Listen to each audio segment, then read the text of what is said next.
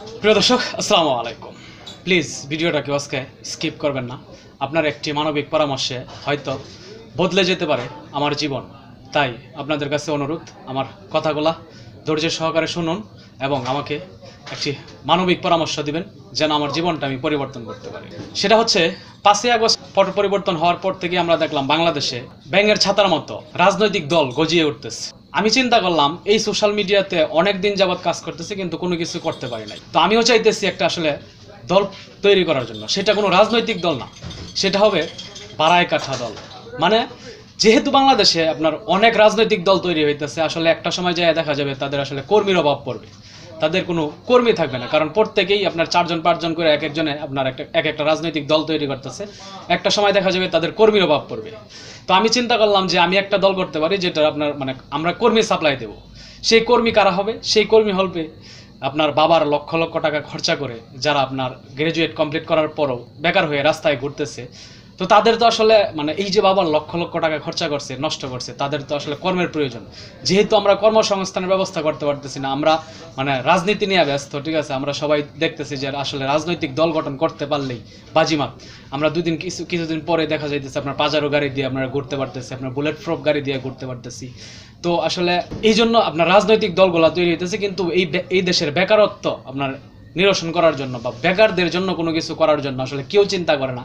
বা বেকাররা যারা আসলে এই যে গ্রাজুয়েট কমপ্লিট করা ছেলেবেলে, তাদের যে আসলে এই বাবার লক্ষ লক্ষ টাকা খরচা করে আপনার এই গ্রাজুয়েট করছে, ঠিক আছে, তারা এই যে শিক্ষা অর্জন করছে, তাদের তো আসলে মানে কোনো কিছু প্রয়োজন আছে, তাদের তো টাকা পয়সার প্রয়োজন আছে। তো আমি চাইতেছি এই জন্য যে আসলে এই একটা দল তৈরি করার জন্য যেখানে আপনার এই বেকাররা, ঠিক আছে, আমার দলে থাকবে। যখন আসলে এই রাজনৈতিক দলগুলোর আপনার এই কর্মীর প্রয়োজন পড়বে, যাদের আপনার পিছনে গিয়ে স্লোগান দিতে হবে, ঠিক আছে, যে আমার ভাই তোমার ভাই অমুক ভাই অমুক ভাই, এই স্লোগান দিতে হবে, আমার ভাইয়ের চরিত্র ফুলের মতো পবিত্র। তো এই ধরনের আসলে আপনার লুকের তো প্রয়োজন, এই ধরনের তো লুক থাকতে হবে। তো যেহেতু এত আপনার ব্যাঙের ছাতার মতো রাজনৈতিক দল গজাইতেছে, একটা সময় আমরা দেখতে পারতেছি যে আপনার এই কর্মীরা আপনার ক্রাইসিস পড়ে যাবে। তো আমি চাই যে এরকম একটা দল গঠন করতে, যে বাড়াই খাটবে দল, ঠিক আছে, সেই দলের আপনার হোয়াটসঅ্যাপ নাম্বার, জিমেল টিমেল সব দেওয়া থাকবে, তারা আমাকে নক করবে, আমি দলের প্রধান থাকবো, আমি কর্মীগুলা সাপ্লাই দিব। তো এতে হইবে কি, আমারও কিছু ইনকাম হবে, যেহেতু আমি সোশ্যাল মিডিয়াতে মানে এতদিন কাজ করার পর বা এই ব্যবসা দিয়ে আমি কোনো কিছু করতে পারতেছি না, আমারও কোনো কিছু হইতেছে না। বা যারা আপনার স্টুডেন্ট, যারা লেখাপড়া করে বেকার দিন কাটতেছে, তাদেরও আসলে ইনকাম হইতেছে না। তো তাদের তো অন্তত কিছু টাকা হইলো পকেটে আসবে, ঠিক আছে। রাজনৈতিক দলগুলো যারা আপনার এই যে চাঁদাবাজি দুর্নীতি করে টাকা পয়সা ইনকাম করবে, এই জায়গাতে আমরা কিছু হইলো পায়া অন্তত আমাদের জীবনগুলো তো চালাইতে পারবো, ঠিক আছে। মানে এই জন্যই আসলে আপনার কাছে মানে আপনাদের কাছে আবেদন বা একটা এই পরামর্শটা চাওয়া, যে আপনারা আসলে আমাকে একটা পরামর্শ দিবেন, ঠিক আছে। সেই পরামর্শ অনুযায়ী আমি আসলে এইভাবে দলটা করতে চাই। আপনি জাস্ট চিন্তা করতে পারেন, এই 5ই আগস্টের পর কম হইলেও এখন পর্যন্ত প্রায় 70 থেকে 80টা রাজনৈতিক দল তৈরি হয়ে গেছে। একটা দেশের ভিতরে যদি আপনার 70 থেকে 80টা রাজনৈতিক দল থাকে, যাদের আসলে 5 জনের উপরে কর্মী নাই, নেতা নাই, ঠিক আছে, তারাও দল গঠন করে বসে আছে কেন? শুধুমাত্র একটাই ধান্দা, যে রাজনৈতিক দল গঠন করতে পারলেই আমরা টাকার কুমিরে পরিণত হব, আমাদের কাছে টাকা আসবে। কারণ বর্তমান দেশের রাজনীতিটাই হচ্ছে এরকম, ঠিক আছে। রাজনীতি করতে পারলেই আপনি এই জায়গার থেকে চাঁদা নিতে পারবেন, ওই জায়গার থেকে চাঁদা নিতে পারবেন, ওই জায়গার থেকে ডোনেশন নিতে পারবেন, নিয়ে আপনি বিশাল এক মানে টাকার পাহাড়ে পরিণত হবেন।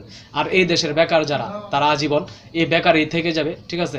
তাদের এই যে বাবার লক্ষ লক্ষ টাকা খরচ করে আপনার এই শিক্ষা অর্জন করছে, তাদের শিক্ষার কোনো মূল্যায়ন এই দেশে থাকবে না। কারণ ওই যে আমরা কর্মসংস্থানের চাইতে আপনার রাজনীতির প্রতি মনোযোগ বেশি। আমরা রাজনীতি করতে পারলেই টাকা অর্জন করতে পারবো, কিন্তু সবার পক্ষে তো আসলে রাজনীতি করা বা এই চাটুকারিতা করা সম্ভব না, ঠিক আছে। এই জন্য সবাই আসলে সবাই সফল হইতে পারবে না, তাদের টাকা পয়সাও ইনকাম করতে পারবে না। তো এইভাবে আসলে আমিও মানবিক দিক চিন্তা ভাবনা করি, চিন্তা করলাম যেরকম একটা দল আমিও গঠন করি, যেন অন্তত আমিও কিছু ইনকাম করতে পারি, তাদেরকেও যেন সহযোগিতা করতে পারি। তো এই আর কি, কথাগুলো খুব কষ্টের কারণে বললাম। ভালো থাকবেন সকলেই। আসসালামু আলাইকুম।